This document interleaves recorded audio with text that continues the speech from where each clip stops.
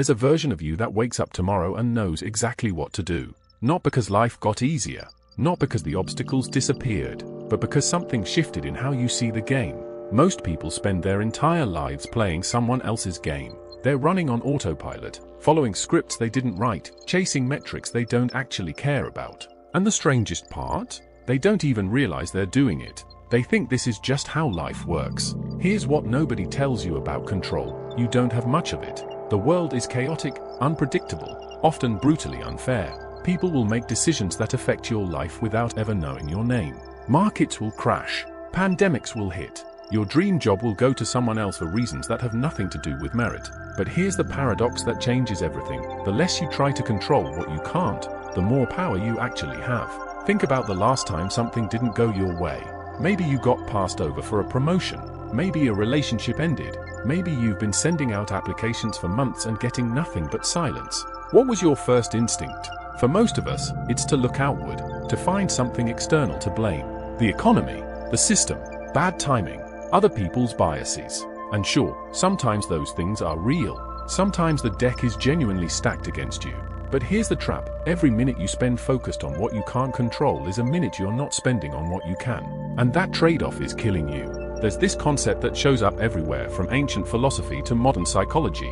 It keeps getting rediscovered because it's fundamentally true. You can divide everything in life into two categories: things within your influence and things beyond it. The weather isn't in your control.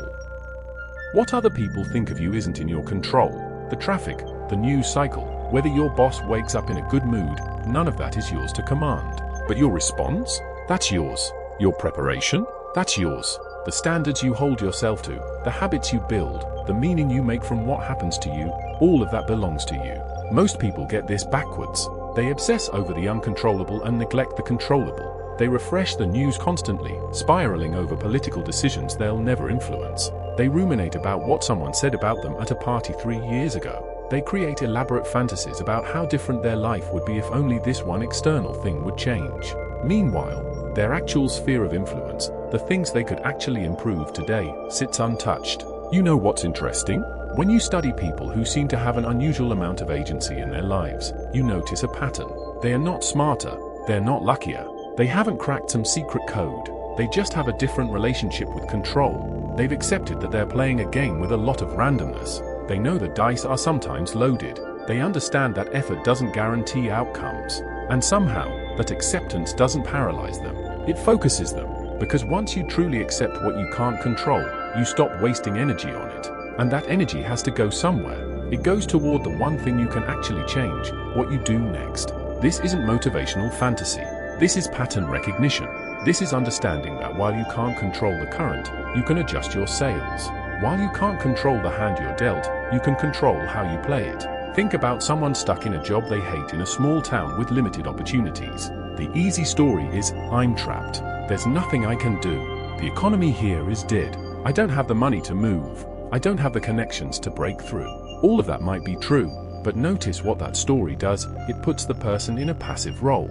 It makes them a victim of circumstances. And victims, by definition, are powerless. Now watch what happens when you shift the frame. What's one thing I could learn this week that might be valuable? What's one connection I could make? What's one skill I could build? What's one uncomfortable conversation I could have? Suddenly, you're not a victim. You're a player. The game is still hard. The odds might still suck, but you're in it. This is where most motivational content fails. It tells you that you can control everything if you just believe hard enough. That's not true. And deep down, you know it's not true. The world is too complex, too random, too indifferent to your desires. But here's what is true. You have more agency than you're using. Significantly more. Every day, you make dozens of micro decisions that compound over time. What you eat, what you read, how you talk to yourself, whether you take the shortcut or do the thing properly, whether you have that difficult conversation or avoid it, whether you show up or make an excuse. None of these feel particularly important in the moment,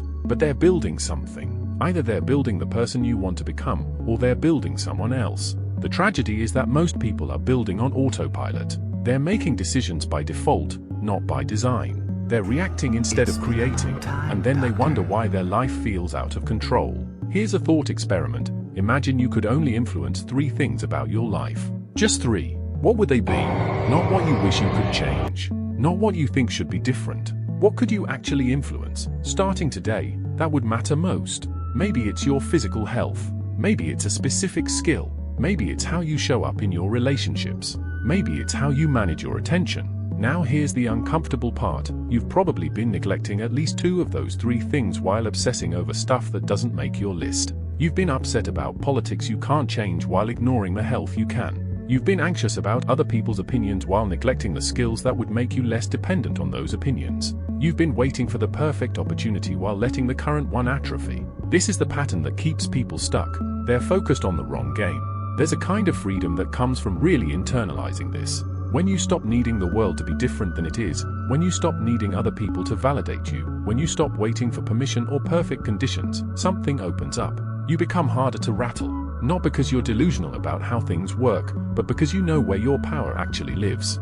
Someone cuts you off in traffic, that's their decision, their stress, their problem. You didn't control it, and trying to control it retroactively through rage is just you volunteering for suffering. Someone doesn't recognize your contribution, that's about their perception, their biases, their limitations. You can't control that. What you can control is whether you keep doing work worth recognizing. The market crashes, the industry shifts, the rules change. None of that is yours to command. But your response is, your adaptation is, your next move is. This mindset isn't about positive thinking. It's about accurate thinking. It's about putting your energy where it can actually generate returns instead of where it just generates frustration.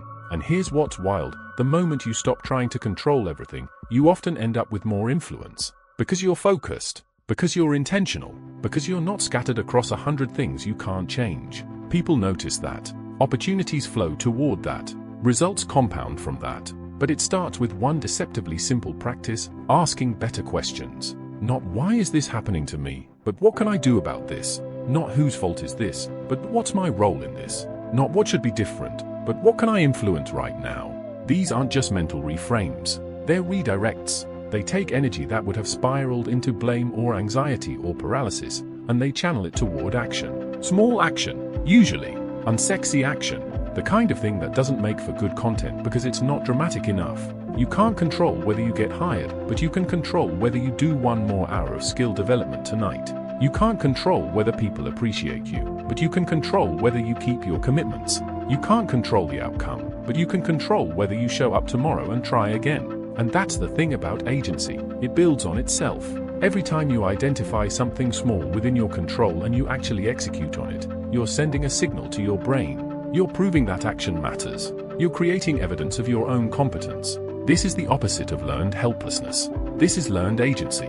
Most people don't lack agency because they're powerless. They lack it because they've trained themselves to focus on their powerlessness. They've practiced looking at what's wrong, what's unfair, what's beyond their reach. And like anything you practice, they've gotten really good at it. But practice works both ways. You can train yourself to see options, to spot leverage, to notice opportunities for influence. It's a muscle, and it gets stronger with use. Start small, absurdly small if you need to. Find one thing today that's within your control and that you've been avoiding. Maybe it's cleaning your desk.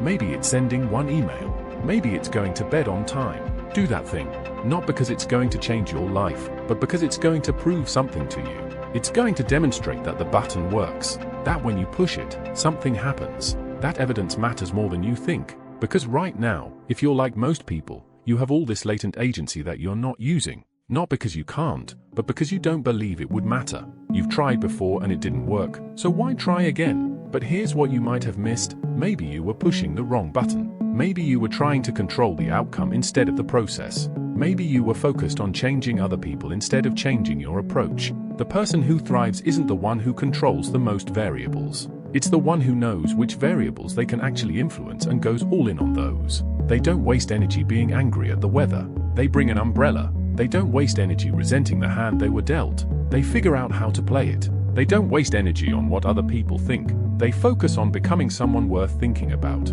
This is the shift, from victim to player, from reactive to proactive, from scattered to focused, and it doesn't require a personality transplant. It doesn't require you to become someone you're not. It just requires you to be honest about where your power actually lives and to stop giving it away to things that don't deserve it. Your attention is yours. Your effort is yours. Your standards are yours. Your next decision is yours. Everything else? That's just weather. And you don't control the weather, but you can learn to sail.